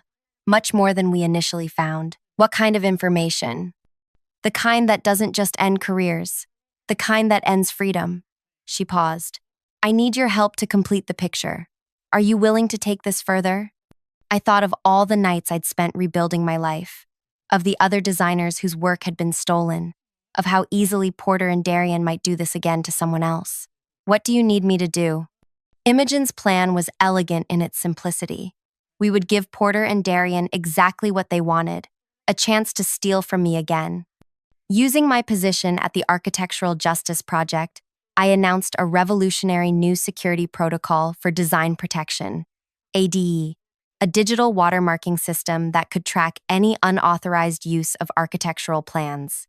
The architecture blogs picked up the story immediately. Within days, I received an email from Porter. Congratulations on your new venture. Perhaps we could discuss potential collaboration? No hard feelings about past misunderstandings. No hard feelings. As if he hadn't systematically stolen my work, sabotaged my career, and treated me as disposable. I agreed to meet at his new office, a modest space compared to his former domain, but still featuring the sleek, expensive furniture he preferred. Darian was there too, his smile tight and artificial. Nira, Porter greeted me expansively. You're looking well. This new project of yours sounds fascinating. I placed my tablet on the table, watching their eyes track it hungrily. It's revolutionary. A completely secure way to protect intellectual property. Once implemented industry-wide, design theft would become impossible. Ambitious, Darian commented. But is it market-ready? These systems often have vulnerabilities. See for yourself, I said, opening a file showing a new museum design. A structure of interlocking curves and suspended gardens that took my hospital concept even further. This is protected by our beta system. Even if someone copied these files, the watermarks would reveal the source. Porter leaned forward, eyes gleaming. Impressive, very impressive. Would you consider an investment partner? Your technology paired with our client connections could be quite lucrative. I might, I said, meeting his gaze steadily. I'll need to discuss it with my team, but I could leave this demonstration file with you to review the technical specifications. That would be helpful, Darian said quickly. Too quickly. I stood to leave. Just don't share it outside your office, please. The security features are still proprietary. Of course not, Porter assured me. We understand the value of intellectual property better than most. As I walked out, I felt their eyes on my back. I had laid the bait. Now we would wait for them to take it. 1 week later, I received an urgent call from June. It happened, she said. Just as you predicted. Someone accessed your demonstration file and tried to remove the watermarks. They then sent modified versions to 3 different developers. My heart raced. Were you able to trace it? Directly to Porter's IP address. The system captured everything. The download, the attempted modifications, the transmission to other parties, and because they agreed in writing not to share the file, it constitutes both copyright infringement and breach of contract. What about the other component? June's voice lowered. Imogen's team found it. The financial records were hidden behind shell companies, but the trail is clear. Porter and Darian weren't just stealing designs. They were laundering money for several development projects. When they sold your hospital design to Anton, the payments went through the same channels they'd been using for years. I closed my eyes, relief washing through me. So, it's over? Almost, June said. But there's one more piece to put in place. Are you ready? I thought of all the nights I'd lain awake, replaying the humiliation of that award ceremony, of standing alone while my designs were celebrated under someone else's name, of watching Porter and Darian nearly escape consequences. I'm ready. 3 days later, Porter and Darian were arrested, not just for intellectual property theft, but for financial crimes that spanned a decade. The industry publications that had once celebrated Anton's stolen design now featured Porter's and Darian's mugshots. But even as I watched the news reports, something felt incomplete. They would face justice, yes.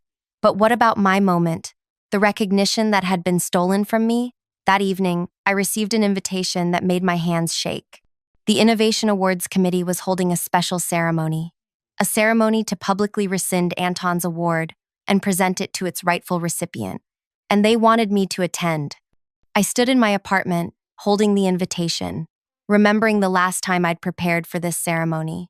How I'd stood in the same spot, reading Porter's cancellation text. How I'd gone alone, only to watch my stolen work celebrated. This time would be different. This time, justice would have its day. But as I began planning what to wear, what to say, a notification appeared on my phone, breaking news from the architecture world. Porter and Darian had been released on bail, and their attorney had made a statement. My clients categorically deny all charges and look forward to being fully exonerated. We have evidence that Ms. Kwan deliberately entrapped them as part of a vindictive campaign to destroy their reputations. We will be filing countercharges immediately. My stomach dropped. Could they actually escape again? Turn this around and make me the villain? As I stared at the screen in disbelief, my phone rang. Imogen, don't panic, she said immediately. This is exactly what we expected. It's their last desperate move. But what if it works? What if people believe them? They won't, Imogen said with absolute certainty. Because tomorrow at the award ceremony, we're revealing the final piece of evidence. The piece that will make sure they never work in this industry, or any industry, again. What evidence? I thought we'd found everything. Not everything, Imogen said. There's one last revelation, and it changes everything. The award ceremony was held at the same venue as the original, the Grand Pavilion, with its soaring glass ceiling and dramatic lighting. But this time, as I entered, people noticed. Conversations paused. Heads turned. There she is, someone whispered loudly enough for me to hear. The architect who brought down Porter and Darian. I wore a structured emerald dress, not the midnight blue gown from before. This wasn't a continuation of that night. It was a reclamation, a beginning rather than an ending. Anton Meyer approached immediately, extending his hand. Ms. Kwan, thank you for coming. I know this can't erase what happened, but I hope it helps set things right. The ceremony itself was smaller than the original awards, focused solely on the Innovation Award correction. Industry leaders filled the first rows, with press lining the back wall. As I took my seat in the front row, I noticed a reserved section cordoned off with velvet ropes. The placard read simply, "Special guests." The lights dimmed. The committee chairperson took the stage. "We gather tonight to correct a grievous error," she began. "The Innovation Award celebrates not just creativity, but integrity and architectural vision. Last year, that integrity was compromised." She detailed the investigation findings, how my designs had been stolen, how the nomination had been withdrawn under false pretenses, how the award had gone to work that was fundamentally mine. "But tonight is about more than correcting a single mistake," she continued. "It's about addressing a pattern of behavior that has damaged our profession and hurt countless talented architects." The chairperson gestured to the side entrance, where Imogen stood with a small group of people I didn't recognize, 3 women and 2 men, ranging in age from mid-20s to early 50s. "These are just a few of the architects whose work was appropriated by Porter and Darian over the past 15 years, the chairperson explained. Their stories mirror Ms. Kwan's in disturbing ways. Designs stolen, credit reassigned, careers derailed. My breath caught. I knew there had been others, but seeing them, these strangers united by the same betrayal I'd experienced, made it viscerally real. But the story doesn't end with theft, the chairperson continued, her voice hardening. When these architects raised concerns, they were systematically silenced through intimidation, harassment, and blacklisting. The screens around the hall lit up with email exchanges, text messages, internal memos, all documenting a coordinated campaign to discredit anyone who questioned Porter's or Darian's actions. What many of you don't know is that 2 days ago, Porter and Darian attempted to continue this pattern with Ms. Kwan. After being released on bail, they sent her this. The central screen displayed a message that made my stomach clench. Drop the charges or we release the personal photographs. You know the ones.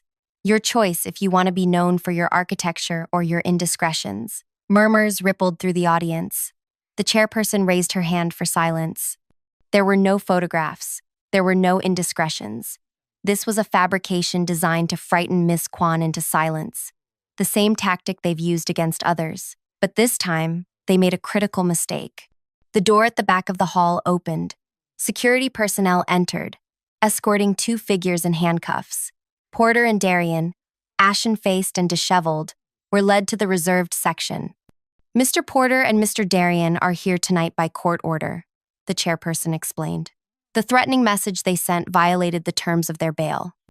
But more importantly, it was sent through a messaging system developed by the Architectural Justice Project, ISEM, a system designed to capture evidence of exactly this kind of intimidation.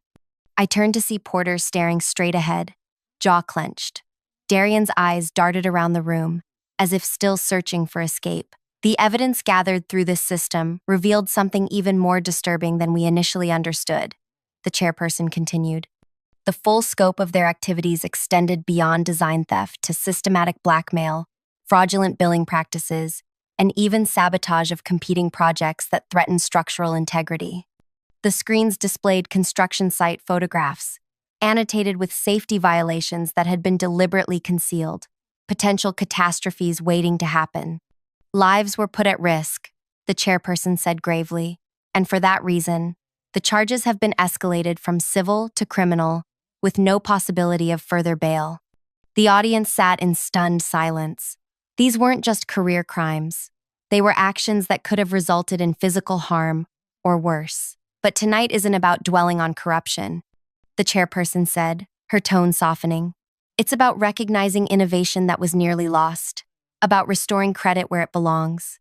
She turned toward me. Nira Kwan, would you please join me on stage? My legs felt unsteady as I rose and walked the few steps to the podium.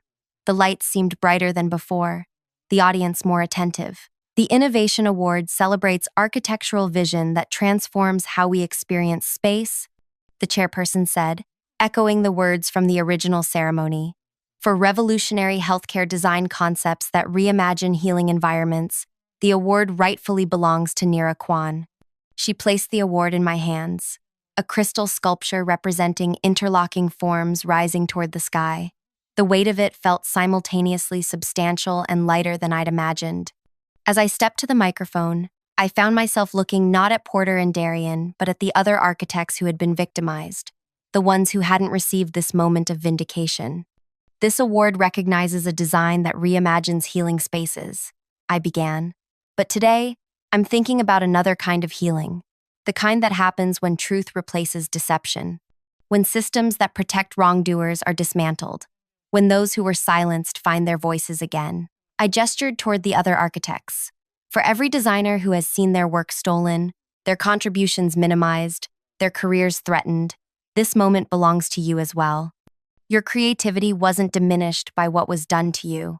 It persists in everything you design, in every space you transform. My gaze shifted to Porter and Darian, to those who mistake power for talent, who build careers by taking rather than creating.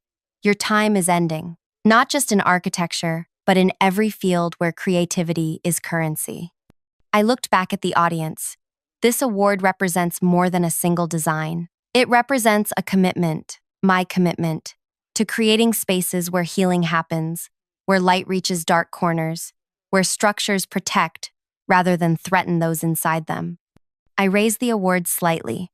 I accept this not just for myself, but for everyone working to build a more honest profession. Thank you.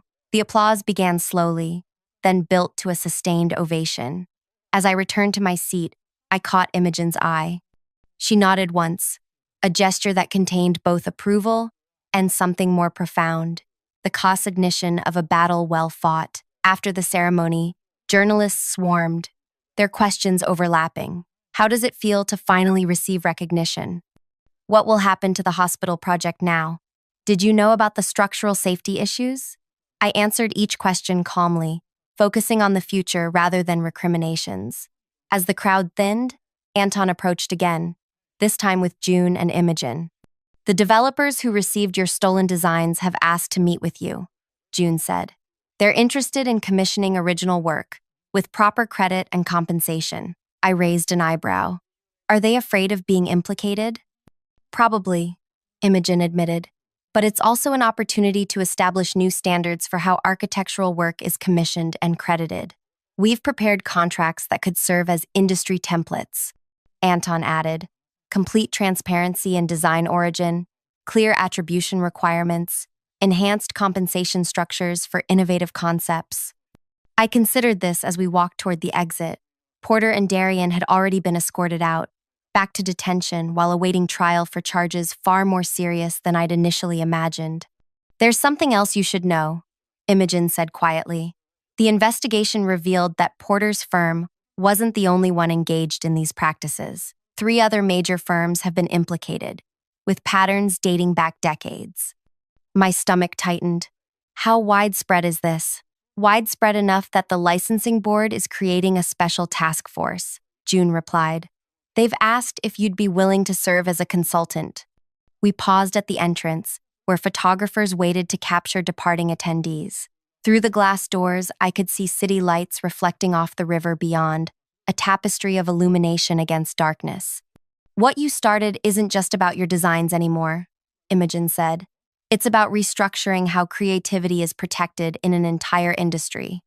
I thought about the younger architects who would come after me, those with revolutionary visions and unconventional approaches. How many might have been silenced before they could transform our built environment? How many innovations lost because their creators were pushed out or appropriated? I'll help, I said finally, but on one condition, that we focus not just on punishment, but on prevention, on creating systems where this can't happen again. June smiled. That's exactly what we hoped you'd say. 1 year later, I stood at the entrance to the newly completed Children's Hospital, my design fully realized, with gardens growing through structural elements and light channels that followed healing rhythms. Patients and their families had already begun moving in, their faces showing the wonder I'd hoped to create. Porter and Darien were serving prison sentences, not just for design theft, but for fraud, blackmail, and criminal negligence related to the construction safety violations. The other architects whose work they'd stolen had received settlements and, more importantly, public recognition of their contributions. The Architectural Justice Project had expanded to 5 cities, with programs specifically supporting young designers from underrepresented backgrounds. The security system we'd developed to catch Porter and Darien had evolved into standard industry practice, protecting digital designs from unauthorized use. As I walked through the central atrium, a soaring space where trees grew toward the glass ceiling, I noticed a young woman sketching on a tablet. Her designs showed curved structures unlike anything in conventional architecture. That's an interesting approach, I said, pausing beside her. She looked up, recognition dawning. You're Nira Kwan. Your work is why I wanted to become an architect. What are you designing? I asked. It's probably too experimental, she said, hesitating before turning the tablet toward me. Floating structures that respond to weather patterns. My professors say it's impractical. I studied her design, bold, unconventional, brilliant in its conceptual approach. There was a time when gardens growing through buildings seemed impractical too, I told her. The Architectural Justice Project has an internship program for innovative thinkers. You should apply. Her face brightened. Really? You think my ideas have potential? I know they do, I said. And more importantly, I know they'll remain yours. I continued my tour of the hospital, watching how patients interacted with the spaces I'd designed. A young boy in a wheelchair navigated easily along curved pathways. A teenage girl sat in a garden nook, sunlight falling across her book through precisely angled light channels. A doctor conferred with parents in a consultation space designed to feel protective rather than clinical. This was the true victory. Not the award on my office shelf, or even the downfall of those who had wronged me, but the creation of spaces that changed how people experienced their most vulnerable moments. My phone buzzed with a message from Imogen. Board meeting in an hour. The new ethics standards are ready for final review. I texted back confirmation, then paused for one last look at the central atrium. From this vantage point, I could see how all the elements work together: light, structure, nature, and human movement in perfect harmony. Porter had once told me my designs were too specialized for commercial success. Darian had dismissed them as experiments rather than practical architecture. They had tried to steal what they couldn't create themselves, to claim vision they didn't possess. But vision, once released into the world, can't truly be contained or controlled. It spreads, influences, transforms. What they had tried to take from me had only grown stronger, reaching beyond a single building or award to change an entire profession. I smiled at the thought as I walked toward the exit, already planning my next design. If you've ever had your work stolen or been pushed aside while others took credit for your ideas, I hope this story resonated with you. Sometimes justice takes time, but truth eventually finds its way to the surface. Drop a comment about your own experiences with workplace justice. Hit subscribe for more stories about women who refuse to be silenced, and share this video with someone who needs to hear that their creativity matters and deserves protection. Remember, your vision is yours alone, and no one can truly take what makes you exceptional.